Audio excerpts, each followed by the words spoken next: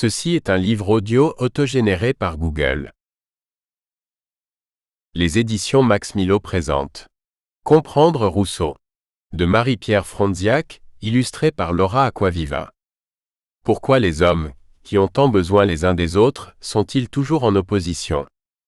Cette introduction à la pensée de Rousseau, à partir de ses 4 œuvres majeures, Discours sur les sciences et les arts, Discours sur l'inégalité, du contrat social et les mille, nous permet de comprendre en quoi ce personnage à contre-courant de son temps est un précurseur. Rousseau est l'un des rares penseurs de son époque à dénoncer l'idée de progrès, source de la corruption des hommes. Il s'agit pour lui de repenser la société politique et de la changer, dans l'objectif d'une émancipation humaine de tous les pouvoirs. Marie-Pierre Frondziak enseigne la philosophie et est animatrice de l'Université populaire d'Évreux. Elle a contribué à l'ouvrage collectif Le temps vécu, CEDES 2013, et au Dictionnaire des inégalités, Armand Collin 2014. Laura Acquaviva est illustratrice et graphiste. Aux éditions Max Milo, elle a notamment illustré Comprendre Foucault, Jean-Clé Martin 2014 et Machiavel de Nicolin 2015. Des notes et les illustrations sont disponibles sur les éditions e-book et brochets du livre. Introduction. Rousseau, un penseur révolutionnaire. Rousseau a souvent été un auteur décrié.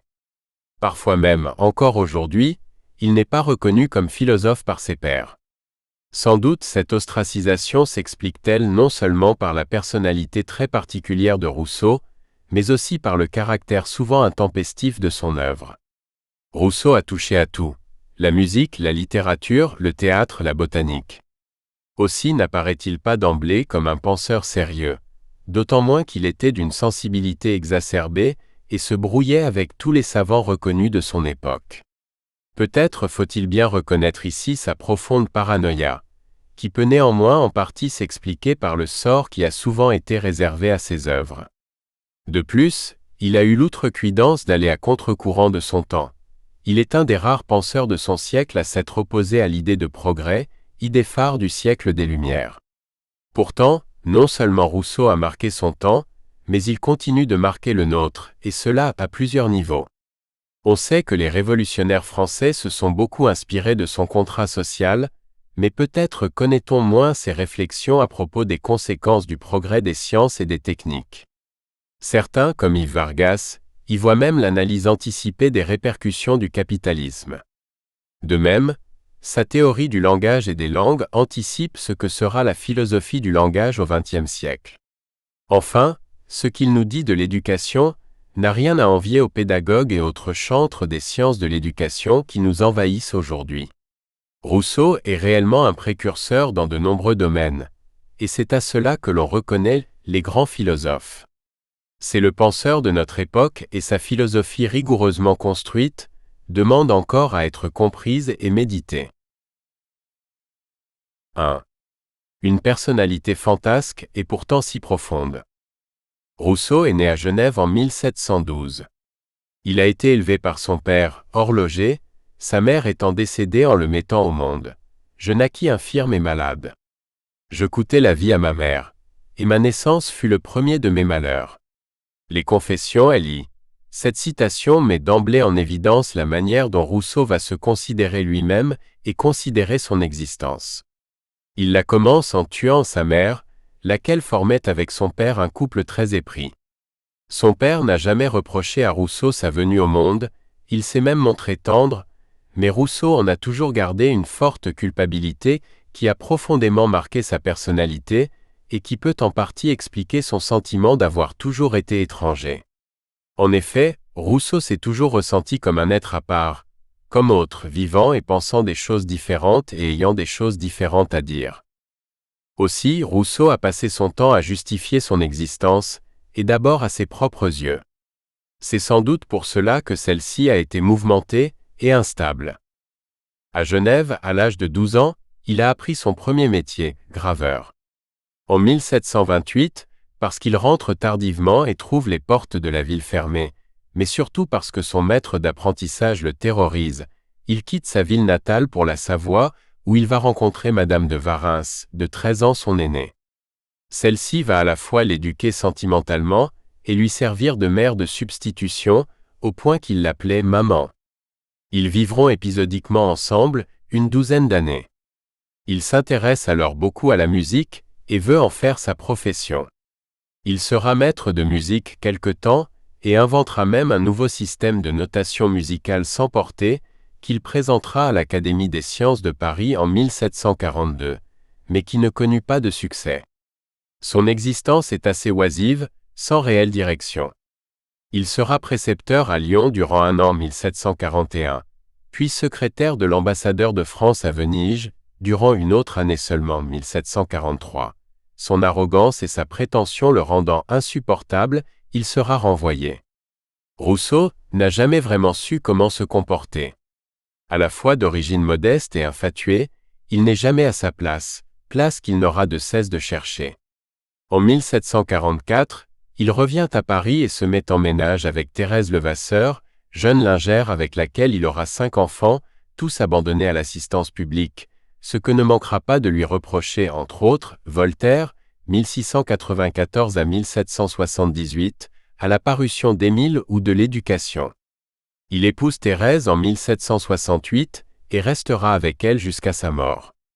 Pour justifier, ou au moins expliquer l'abandon de ses enfants, il écrira dans les Confessions qu'il souhaitait les protéger de sa belle famille, qu'il considérait comme néfaste car peu éduquée. Il arguera aussi du fait qu'il voulait se conduire en bon citoyen et confier ses enfants à l'éducation publique, suivant en cela le modèle d'éducation de la République de Platon. Peut-être tout simplement se sentait-il incapable d'élever correctement des enfants et d'en assumer la responsabilité, ayant justement une certaine idée, même une haute idée, de ce que devrait être l'éducation, comme il nous en fera part dans l'Émile. De 1745 à 1751, Rousseau gagna sa vie en étant à nouveau secrétaire, puis précepteur, tout en écrivant de petites pièces qui ne lui donnèrent pas de notoriété.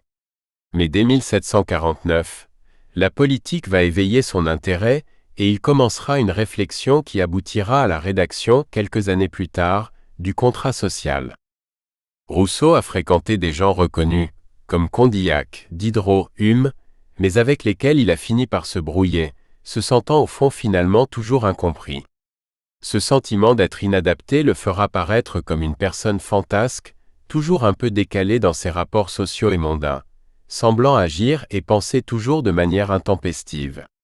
Cette attitude inappropriée lui vaudra moquerie et hostilité, lesquelles nourriront son sentiment d'être persécuté, d'être victime d'un complot et qui donneront lieu à une véritable paranoïa, renforcée par sa difficulté à faire reconnaître ses œuvres.